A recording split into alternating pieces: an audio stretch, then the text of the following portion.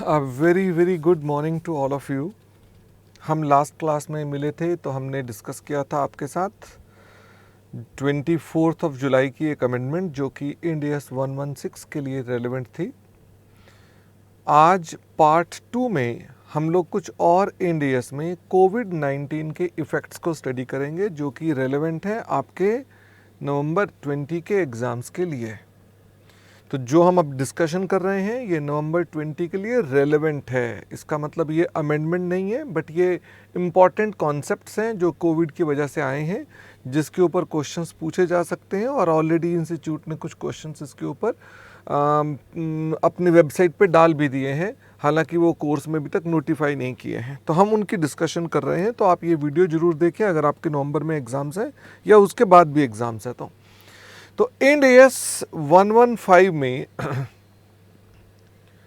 Revenue recognition के बारे में चर्चा है कि हम कैसे रेवेन्यू को रिकॉग्नाइज करते हैं। और आप भली भांति जानते हैं कि रेवेन्यू रिकॉग्निशन जो है वो एक बड़ा इम्पॉर्टेंट कॉन्सेप्ट है और इसके एग्ज़ाम में वेटेज भी बहुत है। तो कोविड की वजह से इसमें क्या क्या इफ़ेक्ट्स आ रहे हैं, रेवेन्यू रिकॉग्निशन में क्या क्या कॉन्सेप्ट्स आ रहे हैं, तो मैं आपको बताता हूं कि कोविड की वजह से टोटल 5 मुद्दे हैं जो आपको समझने हैं।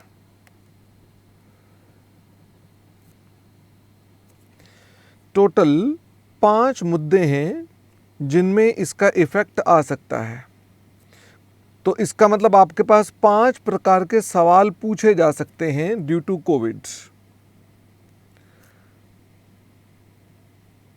Covid effects. तो 5 कौन कौन सी बातें हैं? एक तो जो अनसर्टेनिटी आ जाती है ऑन कॉन्ट्रैक्ट्स विद कस्टमर्स। भाई आपको अगर याद हो तो हमारा सबसे पहला 5 स्टेप मॉडल में पहला स्टेप ही ये था कि आइडेंटिफाई करें कि ये कॉन्ट्रैक्ट वैलिड है कि नहीं है। तो वैलिडिटी में आप लोग क्या देखते थे? ये देखते थे कि कस्टमर की एबिलिटी एंड इंटेंशन टू पे है। इसका मतलब एक कस्टमर हमको पैसे दे देगा उसकी एबिलिटी भी है और एक कस्टमर हमको पे कर देगा उसकी इंटेंशन भी है। अगर ये दोनों होते थे तो हम बोलते थे ये वैलिड कॉन्ट्रैक्ट है, और वैलिड कॉन्ट्रैक्ट है तो आप तब अपने पास स्टेप 2 पर जाते थे और परफॉर्मेंस ऑब्लिगेशंस को आइडेंटिफाई करते थे। तो I am just talking of the first step. Corona virus ने फर्स्ट स्टेप पर कुछ लोगों को, कुछ कस्टमर्स के साथ ऐसा इफेक्ट कर दिया होगा कि उनकी एबिलिटी टू पे या इंटेंशन टू पे इंपेयर हो गई होगी, making their by the contracts जो हमने साइन कर रखे हैं कस्टमर के साथ, वो कॉन्ट्रैक्ट्स क्या हो गए होंगे? वो अब हमारे पास वैलिड नहीं रहेंगे। अगर वो वैलिड नहीं रहेंगे तो रेवेन्यू रिकॉग्निशन पर क्या इफेक्ट आएगा? ये मेरा एक एस्पेक्ट है, ये मेरी एक चर्चा है जो मैं आपके साथ करूंगा। इसका मतलब हम अपने पास ये एक डिस्कशन करेंगे, ठीक है ना? तो मैं इसको इधर कर दूं, ठीक। दूसरी चर्चा हमारी इसमें किस बारे में होगी? प्राइस रिडक्शन के बारे में। ड्यू टू कोविड जो हमारे कस्टमर्स हैं वो हमसे प्राइस रिडक्शन के लिए कह सकते हैं। वो हमें कह सकते हैं साहब हमारा प्राइस रिड्यूस कर दो, हमें कंसेशन दे दो, डिस्काउंट दे दो। तो ऐसी स्थिति में हमारा रेवेन्यू रिकॉग्निशन का क्या होगा? यानी कस्टमर की एबिलिटी टू पे और इंटेंशन टू पे पर सवाल नहीं उठ रहा। कस्टमर में एबिलिटी भी है पे करने की, इंटेंशन भी है पे करने में की, लेकिन अब प्रॉब्लम कुछ और है कि कस्टमर हमसे प्राइस रिडक्शन की रिक्वेस्ट कर रहा है और हम मान भी गए हैं कि चलो प्राइस रिड्यूस कर देते हैं कोरोना वायरस की वजह से। What will be the impact of this price reduction on revenue recognition? इसका मतलब हम ये जो पॉइंट्स डिस्कस कर रहे हैं ना, ये सब आपके एग्जाम में क्वेश्चन बन सकते हैं। थर्ड पॉइंट आता है डिले का, कि जो कोरोना वायरस है वो डिले भी तो ला सकता है डिलीवरीज के अंदर। हमने गुड्स डिलीवर करने थे, हम लेट हो गए क्योंकि लॉकडाउन हो गया, हमारे प्रोडक्शन रुक गई, हम डिलीवर नहीं कर पा रहे माल, या कस्टमर ने माल लेने से मना कर दिया, कह रहा जी मुझे भी माल मत भेजिएगा, मेरे पास गोदाम में जगह नहीं है और मेरी प्रॉब्लम चल रही है कोरोना वायरस से, मेरा माल प्लीज़ डिले कर दो। जिसे बिल एंड होल्ड करके कॉन्सेप्ट हमने क्लास में समझाया हुआ है। इसका मतलब ये कि हमारा सेकंड कॉन्सेप्ट जो आ जाता है, थर्ड कॉन्सेप्ट जो आ जाता है वो डिले का आ जाता है, ठीक है ना। डिलेज इन डिलीवरी, चाहे किसी भी वजह से हो, डिलीवरी के अंदर डिले हो जाता है, ये भी एक प्रॉब्लम की बात है। इसके अलावा हमारे पास जो कॉन्ट्रैक्ट के एसेट्स बना रखे हैं, ये एक चर्चा हुई थी आपके साथ कॉन्ट्रैक्ट एसेट्स के बारे में कि कॉन्ट्रैक्ट एसेट्स क्या होते हैं। कई बार कॉन्ट्रैक्ट पूरा करने के वक्त हम कुछ एसेट्स बना देते हैं। कस्टमर के यहाँ कॉन्ट्रैक्ट हो रहा, पूरा कर रहे हैं हम लोग, सेटिस्फाई कर रहे हैं, उसके लिए हम पर्टिकुलरली कोई एसेट तैयार करते हैं ताकि कस्टमर के गुड्स को डिलीवर किया जा सके। तो उनके अंदर कहीं इम्पेयरमेंट तो नहीं आ गई है, ये भी हमको डिस्कस करना है कि कोरोना वायरस से उसमें कोई इफेक्ट तो नहीं आ गया। तो ये एक एस्पेक्ट था। और एक लास्ट एस्पेक्ट और है कि हम कई बार कॉन्ट्रैक्ट को ऑब्टेन करने के लिए कॉस्ट इनकर कर देते हैं, हम खर्चा कर देते हैं। वो जो कॉस्ट इनकर कर देते हैं उस कॉन्ट्रैक्ट को ऑब्टेन करने के लिए, वो हमारी कॉस्ट जो है वो हम कई बार डेफर करवा देते थे। वो अगर हम डेफर कराते थे तो उसको हम अमॉर्टाइज भी कराते थे। तो अब क्या उसकी अमॉर्टाइजेशन में कोई फर्क पड़ जाएगा? तो यहां लिखता हूं मैं amortisation of costs to obtain contracts। तो ये हमारे पास 5 मुद्दे हैं जो मैं आपके साथ डील करने वाला हूं, ठीक है ना। तो हम इन 5 मुद्दों को डील करेंगे एक एक करके। तो सबसे पहला पॉइंट कि अगर मान लीजिए कोविड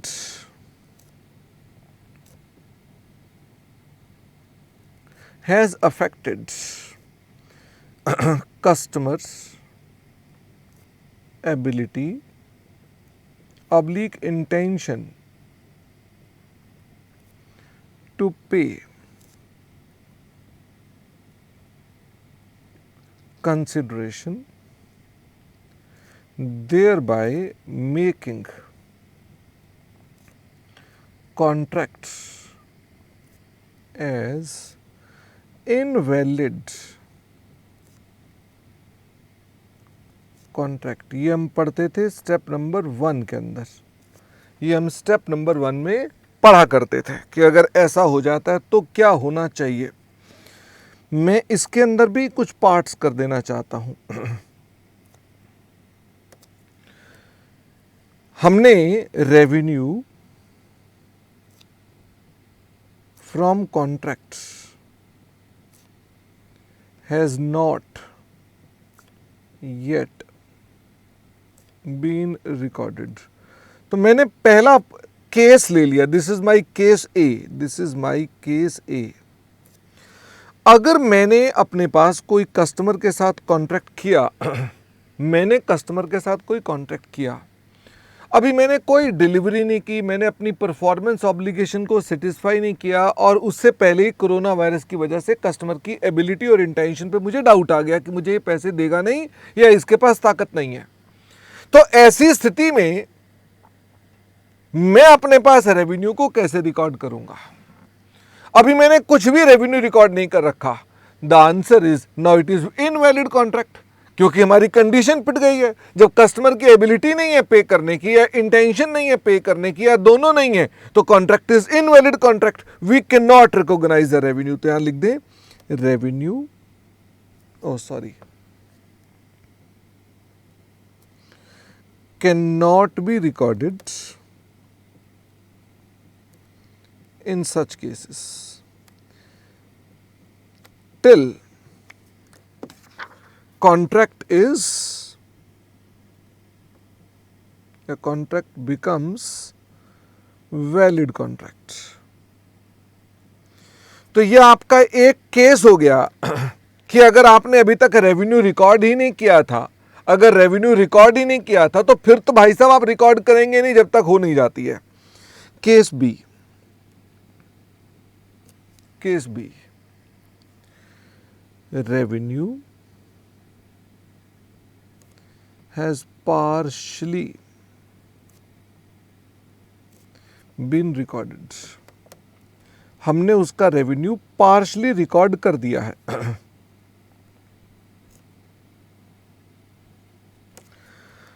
इसका मतलब ये कि भाई अर्लियर वो कंडीशन जो थी वो सेटिस्फाई हो रही थी, वो कॉन्ट्रैक्ट वैलिड कॉन्ट्रैक्ट था, कोरोना वायरस से पहले वो आदमी अच्छा था, कंडीशन पूरी हो रही थी, कॉन्ट्रैक्ट वैलिड था, हमने उसका पार्शियली परफॉर्मेंस ऑब्लिगेशन सेटिस्फाई भी कर दी, हमने पार्शियल रेवेन्यू भी रिकॉर्ड कर दिया।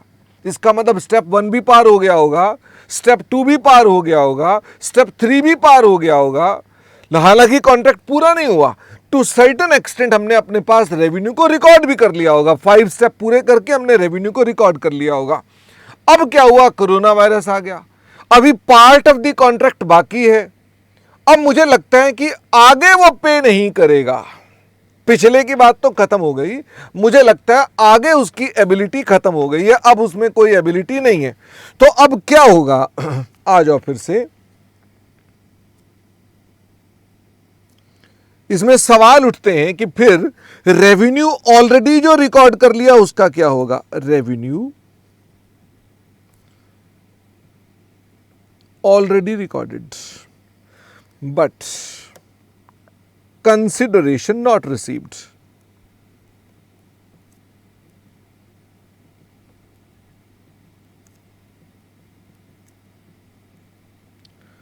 तो सोचिए,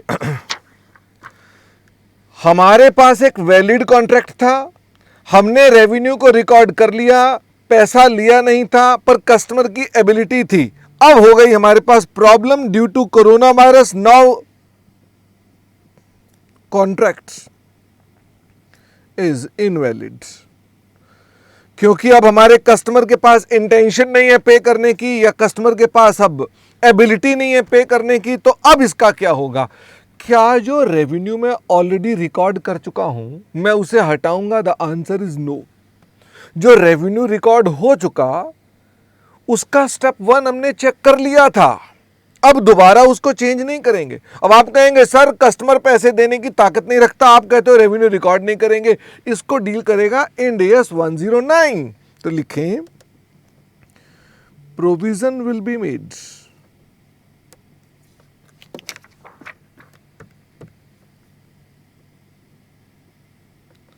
अंडर इंड AS 109, उसको 109 में कवर करेंगे।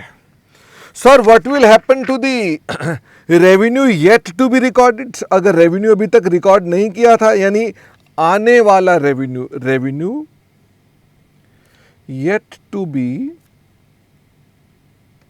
रिकॉर्डेड, अब नाउ कॉन्ट्रैक्ट इज इनवैलिड, क्योंकि अब कस्टमर पे नहीं कर रहा, कॉन्ट्रैक्ट इज इनवैलिड।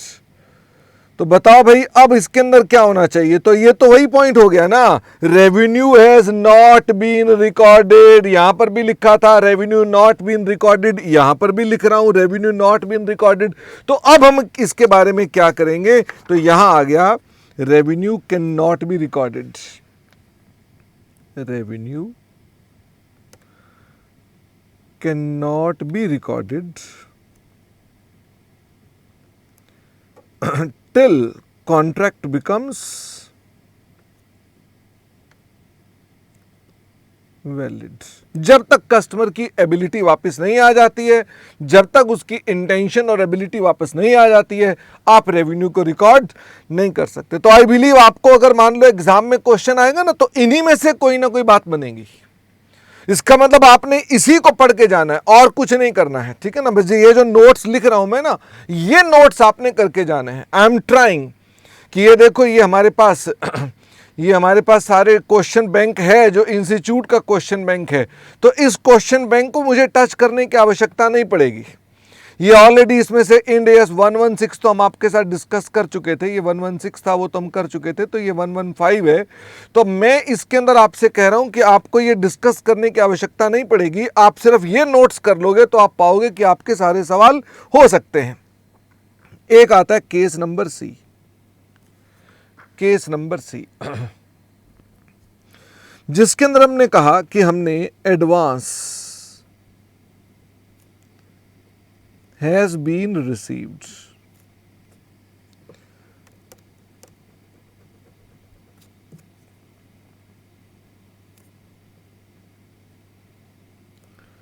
हमने एडवांस रिसीव कर लिया है, but now contract is invalid.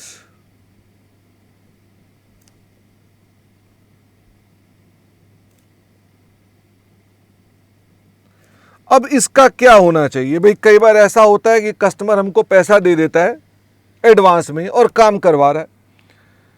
Advance 100% तो देता नहीं है, थोड़ा सा एडवांस दे देता है और हमसे वो काम करवा रहा है। अचानक कोरोना वायरस आया और अब उसके बाद हमें एडवांस तो मिला हुआ है, बाकी के पैसे के लिए प्रॉब्लम आ गई। तो अब हम क्या करेंगे इसके अंदर? तो इसमें फिर से दो भाग आ गए कि हमको ट्रीटमेंट क्या मन में आ रहा है, क्वेश्चन क्या आ रहा है, यही तो आ रहा है ना कि सर एडवांस का क्या होगा और दूसरा जो एडवांस नहीं मिला उसका क्या होगा। तो यहां लिख देते हैं, फिर से दो पार्ट कर देते हैं कि एडवांस का क्या होगा।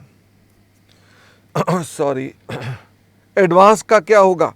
तो एडवांस कैन बी लायबिलिटी और रेवेन्यू। सी और क्लास नोट्स, आपकी क्लास के नोट्स के अंदर हमने ये बात बता रखी है कि एडवांस लायबिलिटी कब बनेगा और रेवेन्यू कब बनेगा। और रही बात बैलेंस रेवेन्यू की, भाई आपने जो कॉन्ट्रैक्ट में एडवांस था वो तो ले लिया, बाकी का रेवेन्यू का क्या करना है? तो do not record revenue till contract becomes valid.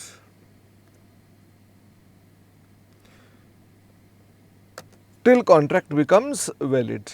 अब आप कहेंगे सर ये वाली बात फिर से याद करा दो कि ये बात क्या थी, लायबिलिटी और रेवेन्यू वाली, आपके क्लास नोट्स में लिखी तो हुई है, फिर भी सर ये बात बता दो ये क्या थी। देखिए, तो आप जब पढ़ते थे तो हमने आपको बताया था कि एडवांस भी हमारे पास इनकम में आ सकता है और रेवेन्यू में आ सकता है और लायबिलिटी में भी आ सकता है। तो मैंने आपको दो बातें बताई थी। बात पहली बताई थी, अगर हम उस कॉन्ट्रैक्ट का जो एडवांस वाला पार्ट था उसकी ऑब्लिगेशन सेटिस्फाई कर चुके हैं, ध्यान से, जो एडवांस लिया था उसके बदले में काम कर चुके हैं, जो उसकी गुड्स एंड सर्विसेज देने थे जो एडवांस वाला वो दे चुके हैं, तथा हमको अब वो पैसे रिफंड नहीं करने हैं। किसी भी कॉन्ट्रैक्ट में ये नहीं लिखा था कि अगर कॉन्ट्रैक्ट पूरा नहीं होगा तो पैसे वापस करने पड़ेंगे, यानी हम पार्शली कॉन्ट्रैक्ट अपना पूरा कर चुके हैं और हमें पैसे वापस करने की ऑब्लिगेशन नहीं है। तो रिकॉर्ड रेवेन्यू, बात खत्म। आपने माल दे दिया, पैसे वापस करने की आपकी ऑब्लिगेशन नहीं है, जितना एडवांस था उतने को रेवेन्यू रिकॉर्ड कर दो। नंबर दो, हमने गुड्स एंड सर्विसेज दिए नहीं है, परफॉर्म नहीं किए गुड्स एंड सर्विसेज, पर हमारे कॉन्ट्रैक्ट में ये अमाउंट रिफंडेबल नहीं है, रिकॉर्ड रेवेन्यू। इसका मतलब हम कहते हैं इन केसेस में रेवेन्यू को रिकॉर्ड कर देंगे, और अगर ये सिचुएशंस ना हो तो एडवांस को हम लायबिलिटी दिखाते हैं। ये आपके क्लास नोट्स में ऑलरेडी लिखवा रखा है, इसलिए इसको दोबारा से मैंने नहीं लिखा कि कोरोना वायरस से उसका कोई इफेक्ट नहीं आ गया। ये एडवांस पहले भी आप अपने पास कब लायबिलिटी और कब इनकम बोलते थे, अब भी वही कॉन्सेप्ट है। तो कोरोना वायरस से अगर कॉन्ट्रैक्ट इनवैलिड हो जाता है तो ये क्वेश्चंस पूछे जा सकते हैं। These can be the 3 questions जो आपसे पूछे जा सकते हैं कि ये सिचुएशन हो गई कोरोना वायरस की तो आपका आंसर क्या होगा, ये सिचुएशन हो गई कोरोना वायरस के अंदर तो क्या होगा, ये सिचुएशन हो गई कोरोना वायरस की तो क्या होगा। तो मैंने आपसे कहा था मैं इस स्टैंडर्ड में आपके साथ 5 बातें करूंगा। तो पहली बात कौन सी हो गई कि अगर कॉन्ट्रैक्ट इनवैलिड हो जाता है तो क्या होगा, तो ये चर्चा मैंने आपके साथ कर डाली। अब बारी उठती है दूसरी, प्राइस रिडक्शन के बारे में कि प्राइस रिडक्शन का क्या होना चाहिए। तो आइए हम प्राइस रिडक्शन देखें जरा। इस स्लाइड को तो कर दिया जाना चाहिए अब इधर, और ये हम ले आए एक और slide. Second point,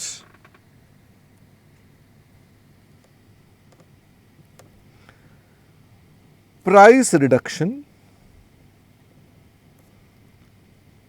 due to कोविड-19। भाई प्राइस में रिडक्शन आ गई है ड्यू टू कोविड-19। जो हमारा कस्टमर के साथ प्राइस था वो चेंज हो गया। इन कॉन्ट्रैक्ट्स विद कस्टमर्स। तो तो ध्यान दें, कॉन्ट्रैक्ट जो कस्टमर के साथ हो रखे हैं उसके प्राइस रिडक्शन की बात कर रहे हैं। हमने वैसे ही प्राइस रिड्यूस कर दिए, उसकी बात नहीं कर रहे हैं। अगर मान लीजिए कोरोना वायरस में कोई प्राइसेस रिड्यूस कर देता है, वो उसकी चर्चा नहीं कर रहे हैं। लेकिन कॉन्ट्रैक्ट हुआ पड़ा था हायर प्राइस पर, अब उसका प्राइस रिडक्शन हो गया, तो हम अब इस सिचुएशन को कैसे डील करेंगे, हमने ये आपके साथ डिस्कस करना है। तो इसको मैं बात करता हूं दो भागों में। या तो वो जो गुड्स एंड सर्विसेज होंगे, goods and services are series of distinct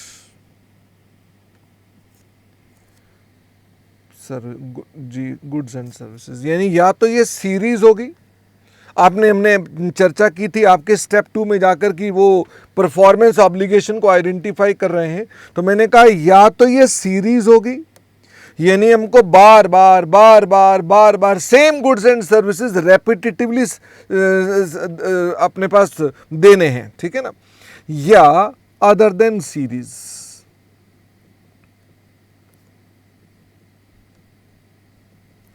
भाई वो एक बार आपकी सिंगल परफॉर्मेंस, सिंगल पीओ है, इसका मतलब एक सिंगल पीओ है, आपने एक बार दे दिए, होते तो ये भी सिंगल पीओ हैं, ये भी सिंगल पीओ हैं, लेकिन इसमें सीरीज होती है और इसके अंदर आपको एक बार में गुड्स एंड सर्विसेज दे देने और उसके बाद आपका कोई लेना देना नहीं है। तो सीरीज वाले में कोई एग्जांपल, हमने क्लास में एग्जांपल भी लिया था, जैसे हमने एग्जांपल लिया था केबल टीवी का, एग्जांपल लिया था जिम का, एग्जांपल लिया था आपका डाटा प्लान्स का, जो आपके मोबाइल में या घर पे वाईफाई में आते हैं। इसका मतलब हमने कहा कि ये एक सीरीज है, हर महीने आपको केबल टीवी मिलेगा, हर रोज आपको केबल टीवी मिलेगा, जिम हर महीने या हर रोज आप जाएंगे, डाटा प्लान्स आपको रोज मिलेगा, ये सीरीज है। कंपनी की ऑब्लिगेशन है आपको रोज आना ये चीजें सर्व करनी है। लेकिन ये अलग था भाई, हमने अपने पास क्या बोल दिया, हमने इसके अंदर कहा कि हमने एक मशीन सप्लाई करनी है, मशीन सप्लाई करनी है। इसका मतलब हमारे पास ऐसी स्थिति में यहां पर एक मशीन सप्लाई करने तक का जिम्मा है। तो इसके अंदर ये अलग चीज हो गई, ये सीरीज नहीं है और ये सीरीज है। तो अब क्या हुआ, अब प्राइस रिड्यूस हो गया। प्राइस रिड्यूस हो गया किसका, केबल टीवी का, या प्राइस रिड्यूस हो गया किसका, जिम का। और ध्यान देना, ये वो कौन से कॉन्ट्रैक्ट हैं, जो कॉन्ट्रैक्ट कस्टमर के साथ हम ऑलरेडी एंटर कर चुके हैं। जिम वाला अपने आने वाले रेट कम कर देता है नए कस्टमर के लिए, उसकी चर्चा मैं नहीं कर रहा, वो तो नए कॉन्ट्रैक्ट होंगे ना। जो एग्जिस्टिंग कॉन्ट्रैक्ट में अपने प्राइसेस को कम कर रहा है उसकी बात कर रहा हूं मैं। तो अगर मान लीजिए ऐसा हो जाता है कि प्राइस कम कर देते हैं, तो आप इमेजिन करें मेरे साथ साथ इमेजिन ये करें कि हमारे पास अगर कोई गुड्स एंड सर्विसेज हैं हमने उसकी डिलीवरी करनी थी गुड्स एंड सर्विसेज की, और हम हर रोज डिलीवरी कर रहे थे, डाटा प्लान में या जिम में या केबल टीवी में हम रोज डिलीवरी कर रहे थे। अब कोरोना वायरस के बाद हमने प्राइस को रिड्यूस कर दिया, तो भाई जहां तक डिलीवर कर चुके हो वो वाली ऑब्लिगेशन तो सेटिस्फाई हो चुकी है, उसका रेवेन्यू तो रिकॉर्ड हो चुका है, उसका प्राइस थोड़ा ना कम हो रहा है। जो कोरोना वायरस से पहले के पीरियड का प्राइस है वो थोड़ा ना कम हो रहा है, और अगर हो भी रहा है तो उसको ये स्टैंडर्ड डील नहीं करेगा, 109 नंबर डील करेगा। इसका मतलब अगर हम अपने पास बात करते हैं कि जो प्राइसेस हमारे पास पहले के थे उन प्राइसेस की अगर हम बात करें तो वो प्राइसेस कहीं और चले जाएंगे। ये देखो, अगर मान लीजिए मैं बात करूं आपके साथ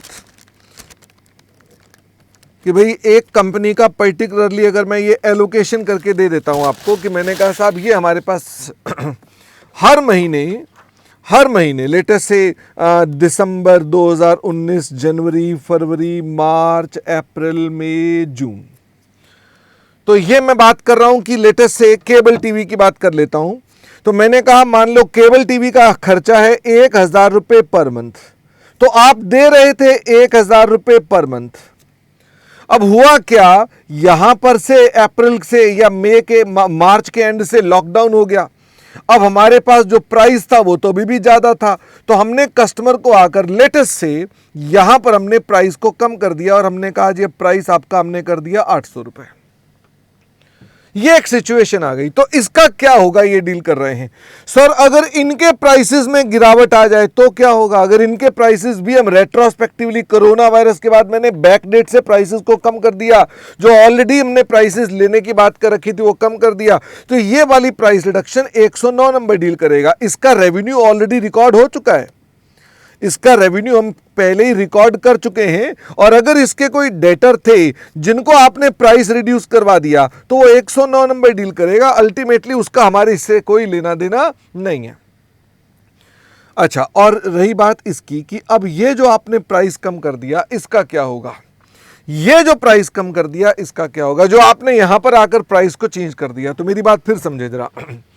देखो, जब प्राइस आपने चेंज कर दिया, पास्ट का नहीं, जो आपका कोरोना वायरस के पीरियड का था, तो इस प्राइस को कम करने की वजह से हमारा इंड एस 115 कहता है कि अगर कोई प्राइस कम करता है तो it can be modification, contract में मॉडिफिकेशन। भाई प्राइस चेंज कर दिया तो वो कहता है ये मॉडिफिकेशन हो सकती है, और उसको डील करने के लिए वो कहता है देखो कहीं ये कोई नया कॉन्ट्रैक्ट तो नहीं हो गया। तो ऐसे में वो हमको कॉन्ट्रैक्ट मॉडिफिकेशन में कहता है उसका स्कोप बदल गया, आप नया कॉन्ट्रैक्ट मान सकते हो।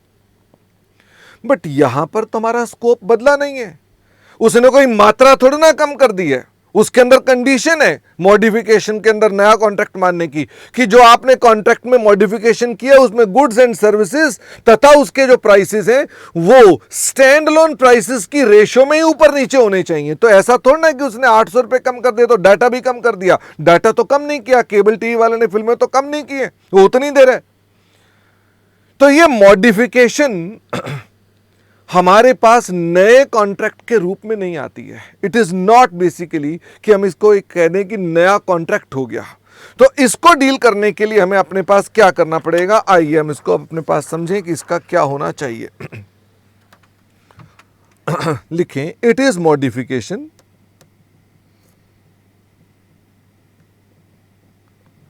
But does not results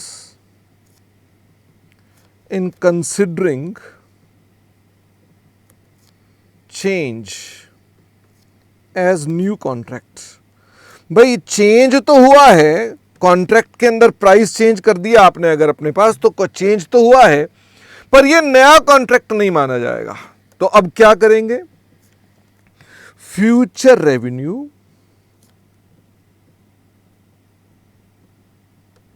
will be reduced. भाई इसका मतलब जो फ्यूचर में रेवेन्यू आएगा 800 रुपए महीने वाला, हम 800 रुपए से रिकॉर्ड कर देंगे। जो पास्ट रेवेन्यू है उसको नहीं छेड़ेंगे।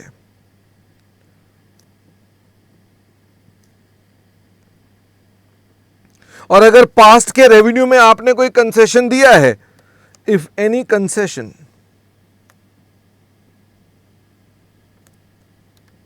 इन रेवेन्यू ऑलरेडी रिकॉर्डेड,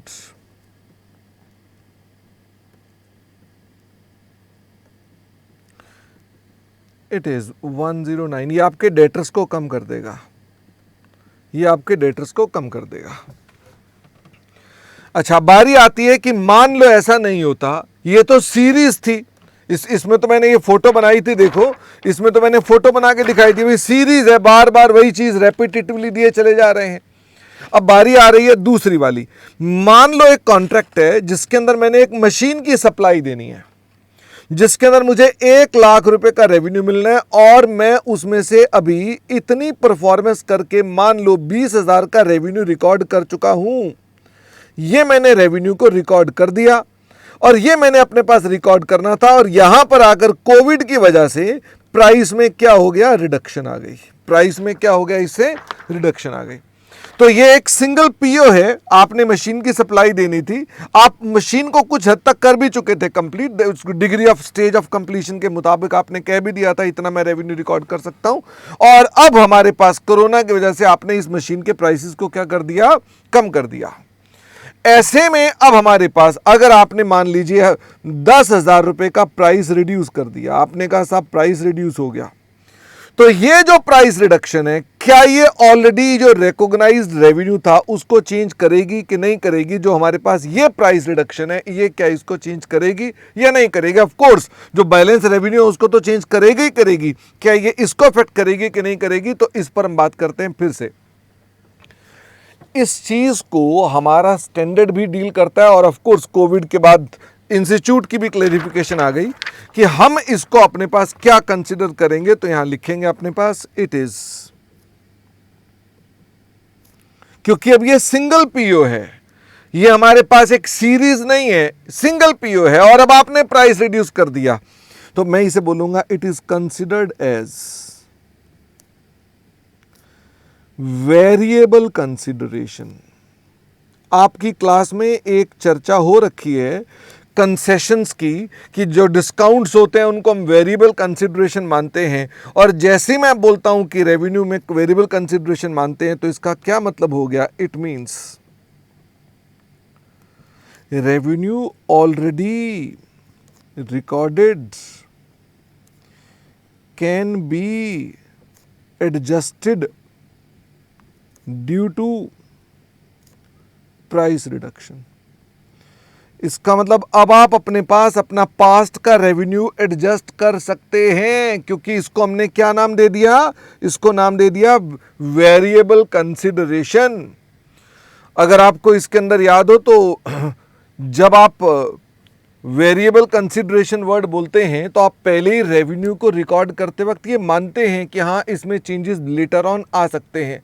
तो आप उसके अंदर बोलते हैं कि आप अपने पास रेवेन्यू को रिकॉर्ड करने से पहले कंडीशन चेक करते थे, significant reversal will not occur when this uncertainty is resolved. ये मैं आपके साथ सेंटेंस बोलता भी था, तो वही चर्चा मैं यहां पर कर रहा हूं कि अगर ऐसा होगा तो आप उसको अपने पास वेरिएबल कंसिडरेशन मानेंगे और उसकी प्राइस रिडक्शन को आप कंसिडर करेंगे, और इससे आपका जो रेवेन्यू ऑलरेडी रिकॉर्डेड है वो प्रो राटा रिड्यूस हो जाएगा।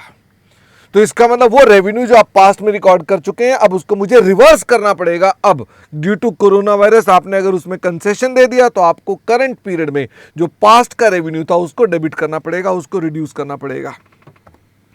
तो ये हमारे पास एक एस्पेक्ट था in relation to price reduction. ठीक है, तो क्या मैं इसके बाद अगला मुद्दा भी उठा सकता हूं? एक स्लाइड और हम पहले ब्लैंक वाली ले लें, फिर उसके बाद यहां आ जाइए। This is my point number 3। तो हमने आपसे कहा कि हम आपके साथ 5 बातें करेंगे। दूसरी बात करी प्राइस रिडक्शन के बारे में, पहली बात मैंने करी किसके बारे में करी थी? In relation to invalid contracts. अब मैं बात कर रहा हूं in relation to delayed delivery due to Covid.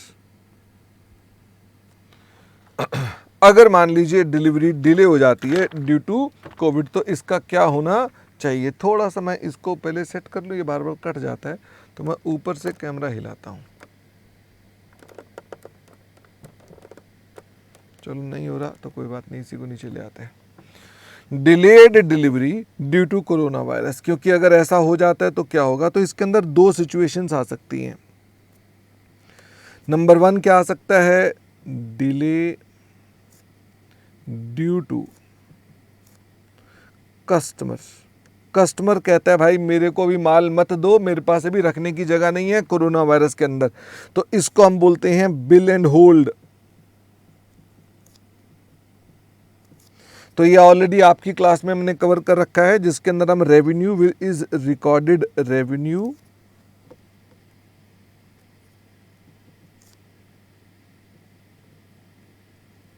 Is recorded. इसका मतलब ये कि हम इसको अपने पास रेवेन्यू को रिकॉर्ड कर सकते हैं, देयर इज नो प्रॉब्लम, ये हमारा रेवेन्यू रिकॉर्ड हो जाएगा। ये बिल एंड होल्ड केसेस हैं। इसको आप अपने पास इंटरमीडिएट में बोलते थे कि delayed delivery due to buyer's request बोलते थे इंटरमीडिएट के अंदर भी। आइए इसके अलावा डिले ड्यू टू सप्लायर, यानी हमारी वजह से डिले हो रही है। इसका मतलब हम माल को बना नहीं पाए हैं, इसलिए हम डिले हो जाती है। तो यहां लिखें सिंस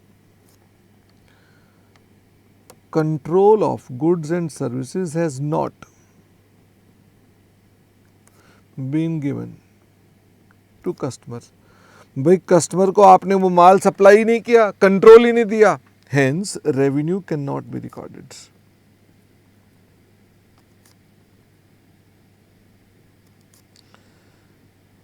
इसलिए आप उसका रेवेन्यू को रिकॉर्ड नहीं कर सकते। आप बोलते हो साहब हमारे पास क्योंकि कंट्रोल ट्रांसफर नहीं है, कंट्रोल ट्रांसफर नहीं हुआ तो आप अपने पास इसके अंदर उसके रेवेन्यू को रिकॉग्नाइज नहीं कर सकते। तो अगर डिले वाला मुद्दा आता है तो हम इसको इस तरह से बोलते हैं। एक और मुद्दा आता है, वो हमारा आता है in relation to contract assets. कई बार क्या होता है आप जानते हैं कि कोरोना वायरस की वजह से बड़े सारे इवेंट्स भी कैंसिल हो गए। टोक्यो की गेम्स जो थी वो अगले साल के लिए पोस्टपोन हो गई, ऐसे ही आईपीएल वो भी पोस्टपोन हो गया, ऐसे ही और भी बहुत सारे गेम्स और ऐसे बहुत सारे इवेंट्स जो हमने प्लान कर रखे थे, इवेंट्स तो बहुत सारे प्लान होते हैं, वो सब के सब कैंसिल हो गए। अब मैं बात करता हूं कि इसके अंदर हमारे रेवेन्यू का क्या लेना देना। मान लीजिए मैंने कोई इवेंट के लिए मैं सप्लायर हूं और आईपीएल वाला मेरा कस्टमर है, तो आईपीएल वाले ने, बीसीसीआई ने आईपीएल कराना था और मुझे उसने कॉन्ट्रैक्ट दे रखा था कि भाई आपने सारे के सारे जो स्टेडियम है उन स्टेडियम में आपने जगह जगह पर ब्रांडिंग और मार्केटिंग और प्रमोशनल बैनर्स लगाने हैं। मैंने कहा ठीक। तो मैंने क्या किया, मैंने उसके लिए डिजाइन बनवाने शुरू कर दिए भाई, क्योंकि अब मुझे तो कोरोना वायरस आएगा पता नहीं, तो मैं डिजाइन बनवा रहा हूं आईपीएल के लिए। आईपीएल जो भी डेट थी, मार्च की अप्रैल मुझे पता नहीं, और हमने उसकी डेटें वेटें लिख के डिजाइनिंग करानी शुरू कर दी और साथ में जगह भी देखनी शुरू कर दी, हाथी घोड़े भी बनाने शुरू कर दिए कि जब कस्टमर आएगा तो मैच देखने के लिए तो अचानक उसका हाथी स्वागत करें, प्लास्टिक के हाथी बना दिए, वो घोड़े बना दिए। ऐसे करके मैंने बड़ा कुछ सामान बनाना शुरू कर दिया, क्योंकि मुझे पता है जब आईपीएल होगा तो ये मैं हाथी घोड़े खड़े करूंगा, बैनर वैनर लगाऊंगा और अल्टीमेटली बीसीसीआई से मैं पैसे मांग लूंगा। तो क्या होता है जब मैं अपने पास ये हाथी घोड़े, ऐसे शादियों में भी हाथी घोड़े होता है, हम आईपीएल पे क्यों जा रहे हैं, अब शादियों की बात करते हैं। तुम्हारी शादी के लिए भी तुम्हारे माता पिता ने अगर किसी को कॉन्ट्रैक्ट दे दिया हो कि भाई इसकी शादी करनी है, दाढ़ी मूछें आ गई हैं, अकल तो वैसे नहीं आई है, दाढ़ी मूछें आ गई हैं, तो हो सकता है आपके माता पिता ने मेरे को कॉन्ट्रैक्ट दे दिया, शर्मा जी आप अच्छा खासा टेंट वाले हो, आप जरा हमारे बच्चे की शादी के लिए टेंट की व्यवस्था कर दो। अब बढ़िया से ऐसा होना चाहिए जैसे ही अंदर घुसे फुवारे लगे होने चाहिए, पहाड़ बना होना चाहिए, साथ में 2-3 प्लास्टिक के हाथी भी होने चाहिए, 2-3 प्लास्टिक के घोड़े भी होने चाहिए। ऐसे करके आपके पिताजी ने मुझे ऑर्डर दे दिया।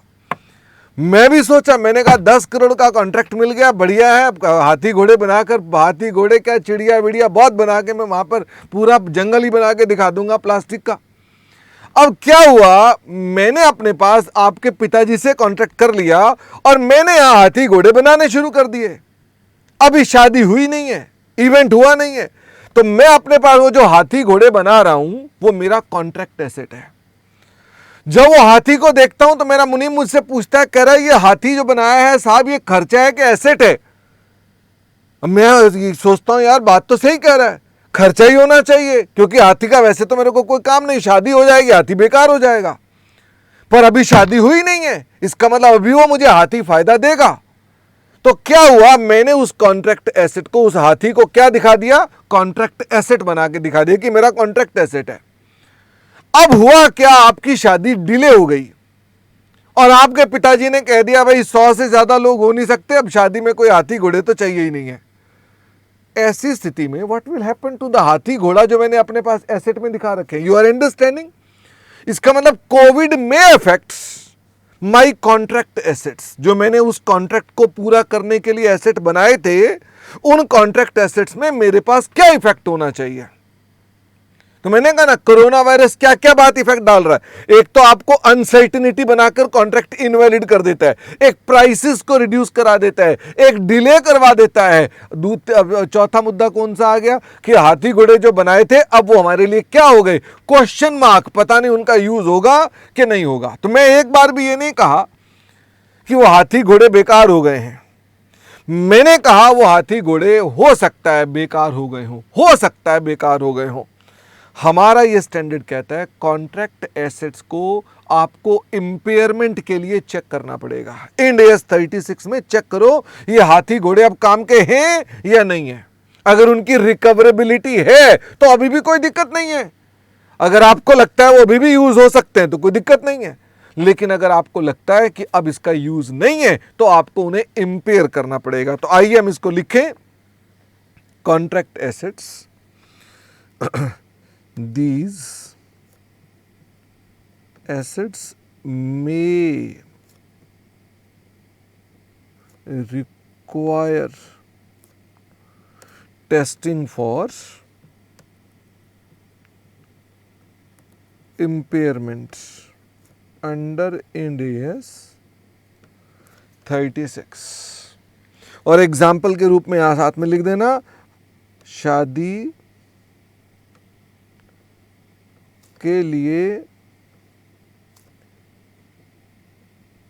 प्लास्टिक का हाथी। इससे आपको याद रहेगा कि कौन से कॉन्ट्रैक्ट एसेट की बात चल रही है, ठीक है ना। तो आपको इसे ध्यान रहेगा कि हाँ ठीक है, कोई बात नहीं। और एक आखिरी पॉइंट हमारे पास इसमें और भी आता है, आखिरी पॉइंट और भी आता है, cost incurred to obtain contracts amortized in ratio of revenue from contracts। तो साहब देखिए, मान लेते हैं कि एक कॉन्ट्रैक्ट में आपने 10,000 रुपये खर्च कर दिए, ये आपने खर्च कर दिए टू गेट दी कॉन्ट्रैक्ट। इस कॉन्ट्रैक्ट को लेने के लिए 10,000 खर्च कर दिए और आपका ये अनुमान है कि इस पर हमको रेवेन्यू कितना कितना मिलेगा, रेवेन्यू X, रेवेन्यू Y और रेवेन्यू Z। कॉन्ट्रैक्ट आपको मिल गया है, कोई दिक्कत नहीं है। इसका मतलब कॉन्ट्रैक्ट ऑब्टेन हो चुका है, कॉन्ट्रैक्ट ऑब्टेन्ड। 10,000 रुपये आपने खर्च कर दिए, ये आपका एस्टीमेट है, जो नीले पेन से लिखा है ये आपका एस्टीमेट है। तो सवाल उठता है कि जो मैंने अपने पास 10,000 रुपये रखे हैं, क्या इसको क्या करें। तो इसको हम लोग अपने पास डेफर कर सकते हैं, ये हमारा डेफर हो सकता है। हाँ, आप इसको अपने पास फिर से कॉन्ट्रैक्ट एसेट के नाम से ही दिखाते हो, आप इसको अपने पास डेफर्ड एक्सपेंस से नहीं दिखाते हो, आप उसको कॉन्ट्रैक्ट एसेट के नाम से दिखाते हो। और ये डेफर होने के बाद फिर बाद में X/Y/Z की रेशियो में अमोर्टाइज होता है। ये किस रेशियो में अमोर्टाइज होता है, X/Y/Z की रेशियो में अमोर्टाइज होता है। मैं आपसे कह रहा हूं ड्यू टू कोविड क्या ये रेशियो बदल सकती है, क्या हो सकता है, due to Covid ratio XYZ में बिकम। हमें अब लगता है उस कॉन्ट्रैक्ट के अंदर से जो रेवेन्यू आएगा वो A और B और C आएगा, ऐसा हो सकता है। तो आप अपनी अमोर्टाइजेशन किस रेशियो में करेंगे। तो आप कहेंगे सर ये तो बड़ा सिंपल सी बात है। तो मैंने आपसे कहा मे बिकम ABC और amortisation should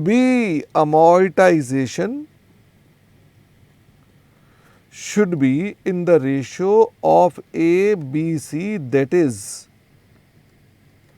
revised revenue ratio. तो ये हमारे पास कोरोना वायरस की वजह से आने वाले 5 पॉइंट्स थे जो मैंने आपके साथ कवर किए कि हमारे पास इससे आपको ये पॉसिबली सवाल बन सकते थे, तो मैंने आपके साथ वोट कराए। आप एक बार सवाल देखना चाहें तो आप इन सवालों को भी देख सकते हैं। ये आपके पास ऑलरेडी क्वेश्चन बैंक है, जिसके अंदर क्वेश्चन 1 जो था 116 का था। तो 115 की अगर हम बात करें तो 115 जो था, मैं उंगली से दिखा रहा था लेकिन ध्यान आया तो यहाँ उंगली दिखी नहीं रही होगी। तो ये 115 था, तो 115 में क्वेश्चन नंबर 2 से स्टार्ट होता है। तो अब आप इसको आराम से पढ़िएगा, अपने पास ये सब उसी ऑर्डर में आपको मिलेंगे।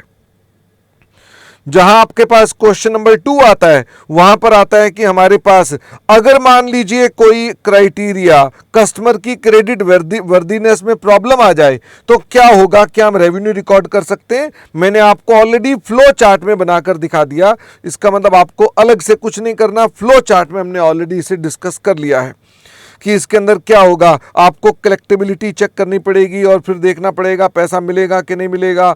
और यहाँ उन्होंने बताया हुआ है कि अगर हमको लगता है कि कस्टमर पैसे नहीं पे कर सकता है और सब्सिक्वेंटली उसकी एबिलिटी में गिरावट आ गई है, तो आप अपने पास अगर ये कंडीशन पूरी नहीं होती तो entity will not recognise the revenue, entity revenue record नहीं कर सकती है।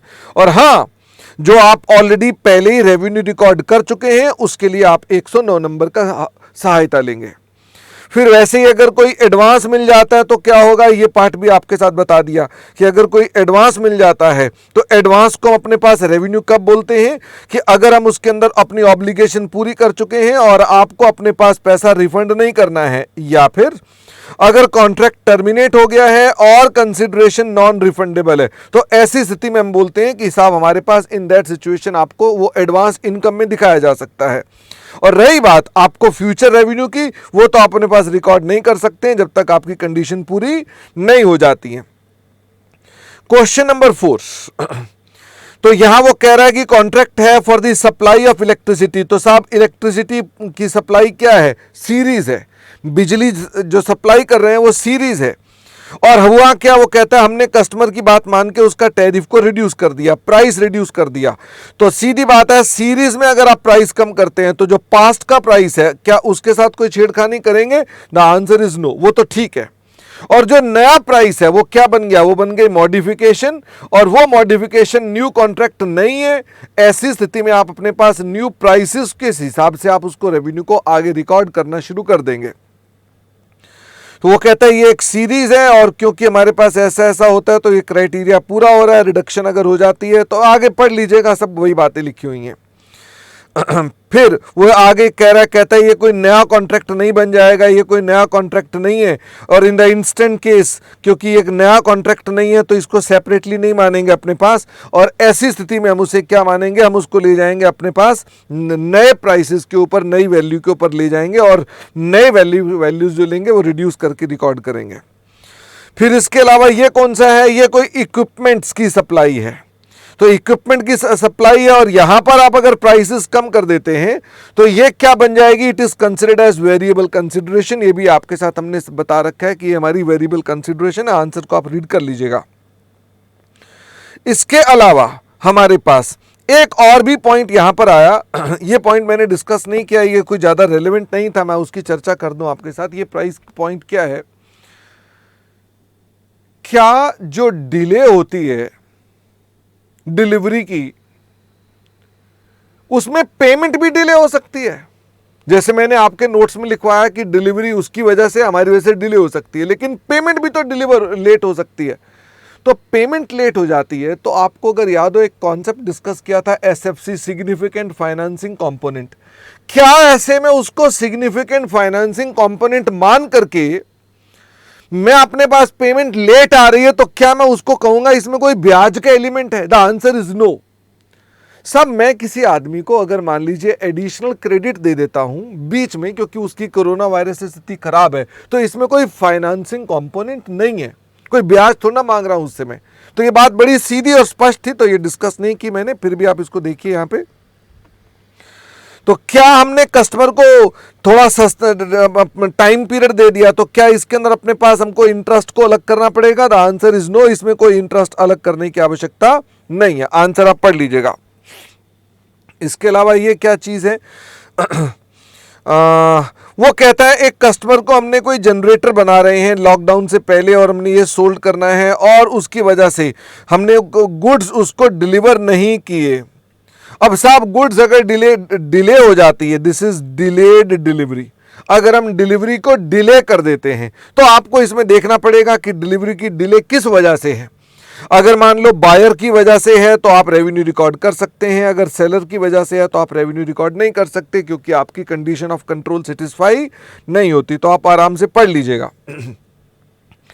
फिर आ गया क्वेश्चन नंबर 8, कोई इवेंट मैनेजमेंट कंपनी है, तो इवेंट मैनेजमेंट ने कुछ कॉस्ट इनकर कर दी है और उसको उसने अपने पास रिकॉर्ड भी कर रखा है, और वो कहता है कोरोना वायरस आ गया है, अब वो जो इवेंट था वो उस इवेंट को हम हैंडल नहीं कर पा रहे हैं, तो जो कॉन्ट्रैक्ट एसेट बना रखे हैं, जो हाथी हमने बना रखे हैं, उनका क्या होगा? तो उन हाथियों का क्या होगा? आपको उनकी टेस्टिंग करनी पड़ेगी, इम्पेयरमेंट की। आपको इम्पेयरमेंट टेस्ट करना पड़ेगा उसका, और कुछ नहीं करना पड़ेगा।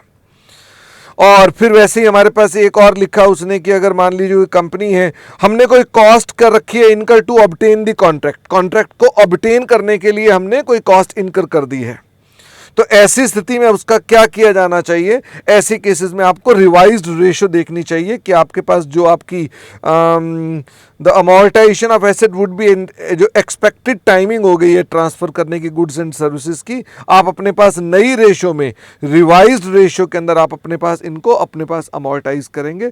तो ये हमारे पास 115 के ऊपर कुछ क्वेश्चंस थे, यानी इसके अंदर हमारे पास इन मुद्दों पर आप अपने पास तैयारी करेंगे। तो ये हमारे पास 115 के ये रेलेवेंट पॉइंट्स थे।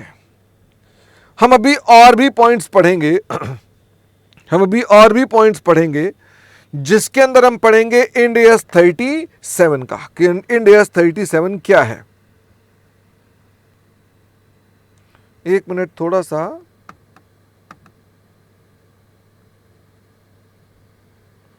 मुझे लग रहा है इस वीडियो को यहाँ पर के यहाँ कुछ हैंग हुआ पड़ा है, तो मैं इसको पहले बंद करके सेव करता हूँ और फिर एक अलग वीडियो बना देता हूँ उसके लिए। तो मैं अपने पार्ट 3 को ऐड करूंगा, पार्ट 3 का मैं अलग वीडियो बना दूंगा। पार्ट 3 का जो वीडियो होगा वो इंड AS 37, 36, 16 इन मुद्दों को डील करेगा। आगे कोई ज़्यादा प्रॉब्लम वाली बात नहीं है। 2 मेन थे, 116 और 115, बाकी तो लाइट कॉन्सेप्ट्स हैं, बट स्टिल वो भी हम करेंगे।